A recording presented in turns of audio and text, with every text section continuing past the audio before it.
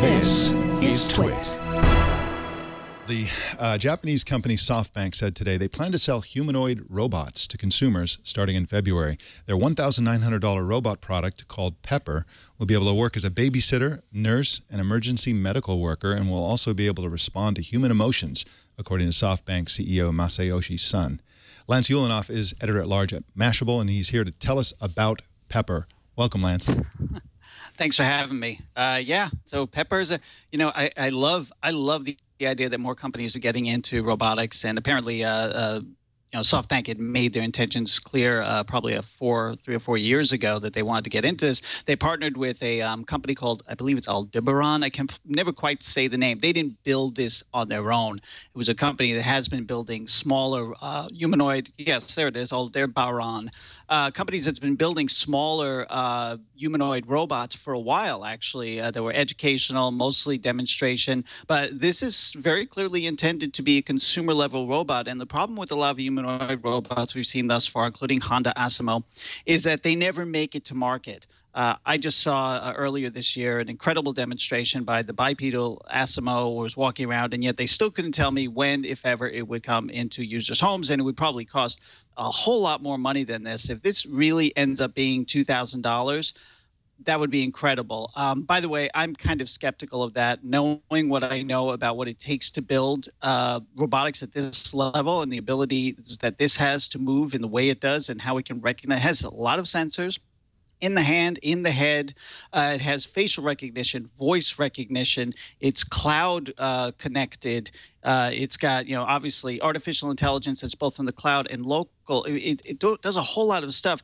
That is typically a lot more than $2,000. And by the way, what you can't quite see there is it's about 4 feet tall, weighs about 60 pounds. I hope that they can really do it. I mean, even look at the hands. The hands are so articulate. It's extremely exciting to see something like this, but I think everybody should take it with a grain of salt. Masayoshi-san is a really interesting guy. He tends to be somewhat bombastic, kind of funny, speaks off the cuff. I know he was very excited to roll this out there, but, let's talk in 2015 and see if these things at least appear for consumers in Japan, which, by the way, Japan is always leading in robotics. Why? That population is aging faster than ours, and they need home health care workers more than we do, although we will catch up. It looks like right now the robot is demonstrating how it can rip the heart out of somebody's body and crush it with its robot hand. Now, you mentioned that Japan is ahead in humanoid robots, and that's what makes it. That's what makes it so. It shows off to a bad start. That's what makes it so astonishing that the company is going with a French. The company.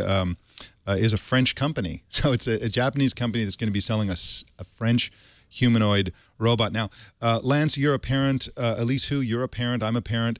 Would any of us trust this thing to babysit children? No, not yet. Now, right now, I have teenagers now, so I'd be glad to leave it at home, so we can just sort of say no parties, no drinking. But yeah, to actually take care of a small child that I care about, not yet. By the way, we don't even know how much weight it can hold, because you have to be able to lift something if you have to 20-pound baby. Yeah. Between this robot taking care of your kid and then the Google driverless cars that can take them, to and from school and stuff, man, what are parents going to do in the the They're just going to live off the fat of the land, I guess. We're going to build robots. Actually, that sounds pretty good. What if I reverse it and have my robot or have my kids take care of the robot because the robot becomes more precious? Yeah, exactly. No kidding. Yeah, that's right. It is kind of adorable. What you didn't hear there is the sounds that it makes. It doesn't say words, but it makes these childlike sounds. When it's holding that heart, by the way, it's like making all these weird noises. Although I do think it would have been hysterical if it had actually ripped someone's heart out and that's what it was holding. But. Now, speaking of the heart, they say, Sun says actually, that it's going to be affectionate. It'll respond to human emotion, and it has something called an emotional engine.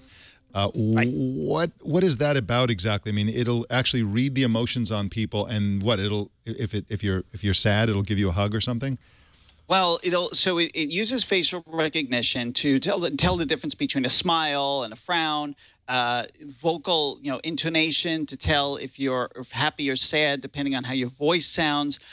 It'll have some of this local, but it will use what it learns and use the cloud to get smarter. And one of the examples that they talk about is reading your child a book, and then after the fact telling you, your child smiled while I was reading the book to him. And so, you get, oh, so it enjoyed this, as opposed to screaming in terror because a robot is reading you a book. So, I think that, it's the thing about robots, especially humanoid robots, is the uncanny valley, where something looks too close to human but not quite. Like, humans are very perceptive about something being off, and that's why they're freaked out by robots. So the movements of this robot in particular, you see it's very fluid, and that's where people start to go, that's a little weird. But if it can respond to you in a way that is more human, like at an emotional level, you may feel more comfortable. By the way, Honda Asimo had done something similar, although it's less autonomous. They pre-programmed in, for example, if it was serving a table full of people, instead of just jumping up and plopping cups down, it would actually stop, greet everyone individually, and then put the cups down. So, this idea of trying to make robots not just look more human, but act in that humans can digest is a larger trend.